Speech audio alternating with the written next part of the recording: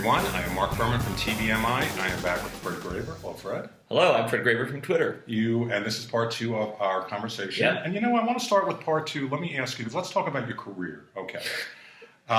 You started, way back when you were a comedy writer? I was a comedy writer. For Cheers and Living Color? And I worked for many years for David Letterman. Did you? I started at Letterman. Right.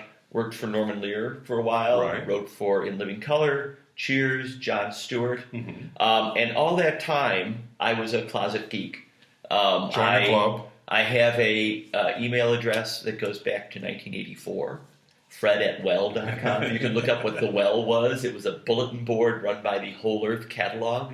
Well, let me ask you. I mean, Norman Lear is one of my all-time heroes. Did you work on any of the sitcoms? Any write for any of the So I wrote for a sitcom that he produced in the 90s called Sunday Dinner. I remember Sunday Dinner on CBS. On CBS. Yes. It was Norman's kind of statement to the world about love, life, and spirituality. Right. It lasted, I think, 4 weeks, Mm-hmm. 5 weeks. It did not last long. Right. The great value of working, I'm still friends with Norman, and the great value was he brought in all these people who had worked on All in the Family, Mm-hmm. who had worked on so many of his shows, who had worked on Fernwood Tonight, and you would just sit around and listen to these guys. And amazingly, I mean, he's 93 now, I think? Something like that. And still going strong. And I mean, there was a recent story that he was has a working great book on. out. He has his memoir out, which is, and even this I get to experience. Well, it's funny. I interviewed him I've interviewed him twice. And I remember my first conversation, because I'm speaking as a fan, I said,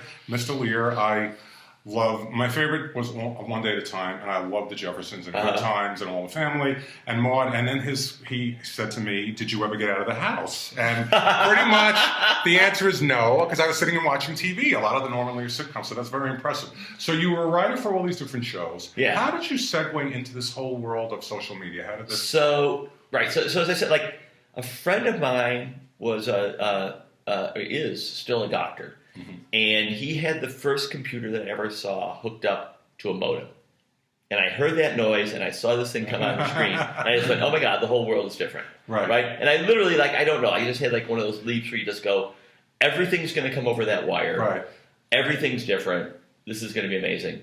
And I spent a lot of time, that was my hobby, right? So I learned a little programming, I learned a little HTML, I learned all this stuff. While at the same time I was working for Cheers or working for Jon Stewart. Mm-hmm. And then I had this very fortunate experience of being hired by a woman named Jerry Laybourne, who was the founder of Nickelodeon, who was at Disney at the time, who was working with the Disney Imagineers. Mm-hmm. And her job was just to figure out what's going to happen. This was 96, 97. What's going to happen when the internet collides with media. And I began working, and by the way, I was part of this team only because I understood what all these other guys were talking about, and I could write it into presentations for people.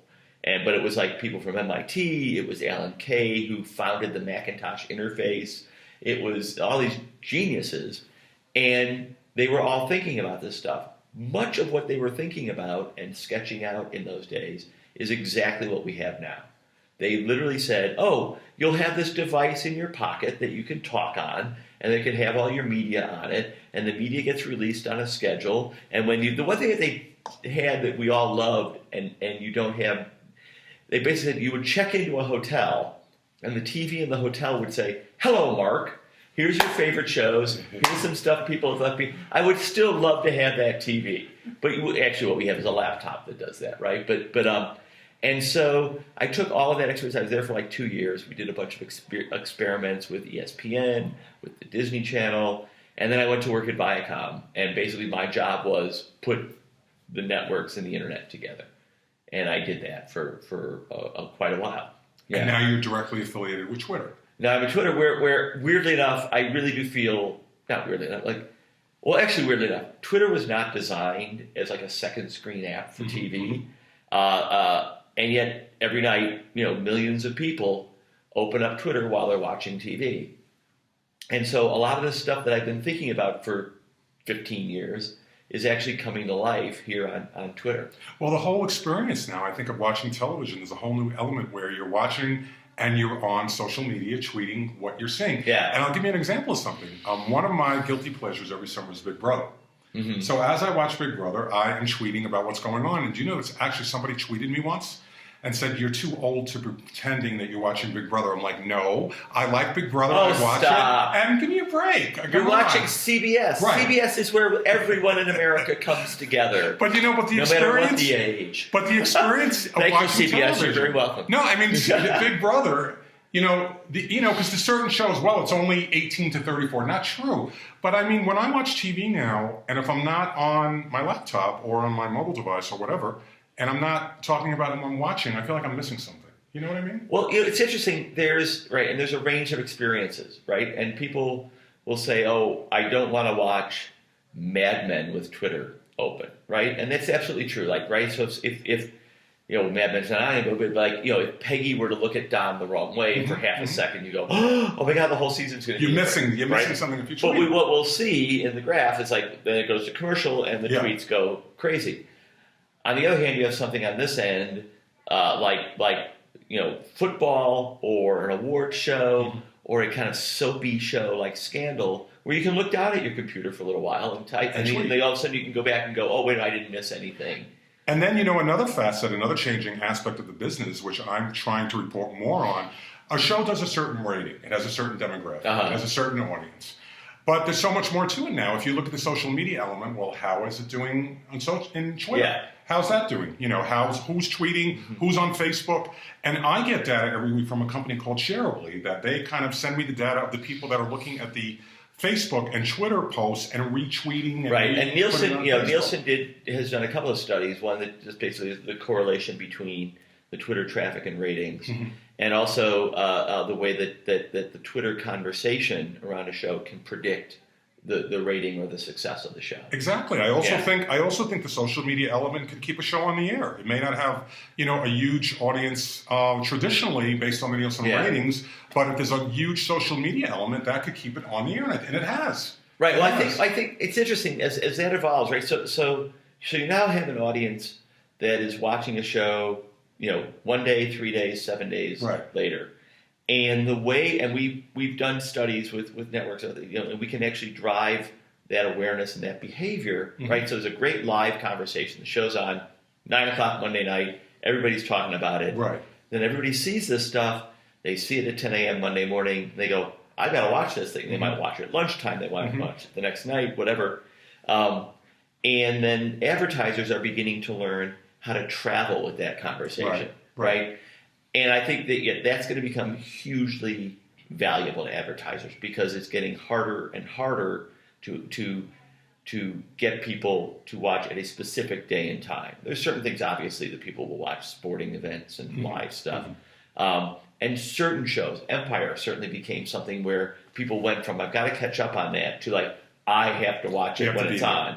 Right. And that was largely because, and there's this great conversation that's happening alongside of it.